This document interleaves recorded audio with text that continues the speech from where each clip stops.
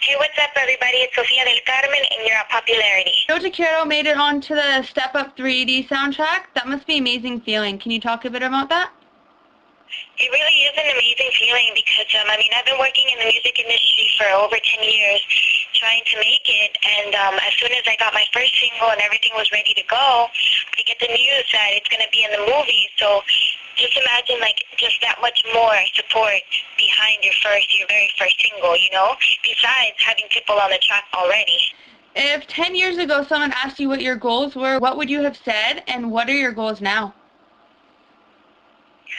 10 years ago, I would have said that I wanted to become a superstar, a superstar singer, I guess. But goals now, my short-term goal is to release my debut album, which is in the beginning of this year. My long-term goal is basically still to become a superstar, so I'm working at it. What can you tell us about the album? The album, it's really a mix of a lot of sounds because, generally it's pop music, but I have a lot of influences with American urban music, Latino urban music, and some rock influences, so it's a big fusion, basically, of everything. And the lyrics, most of the songs right now are very woman empowerment songs. I don't know why. Nothing really happened to me to make me that way. But for some reason, the way I'm writing right now is very woman empowering. Can you finish this sentence? Music means the world to me. Music means life. What is the one characteristic you think a person must have to truly be successful in this business? Discipline.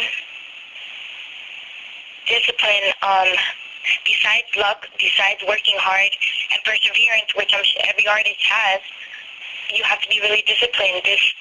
You never know how much work this industry takes until you're actually living it.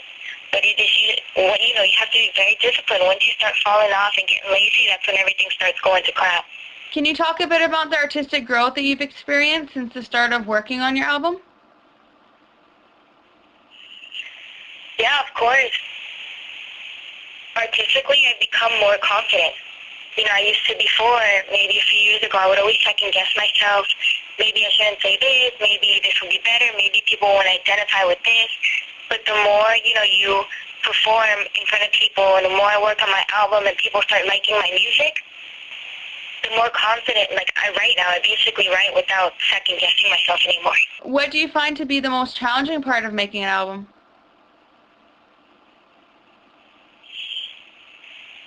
The most challenging part, honestly, is picking all the songs.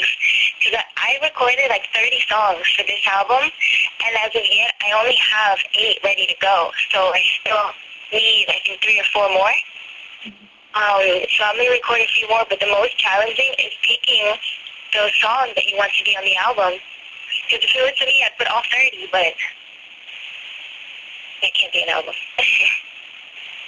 Do you feel that success puts too much pressure on you, or do you need that pressure to help keep you creative and help keep you pushing?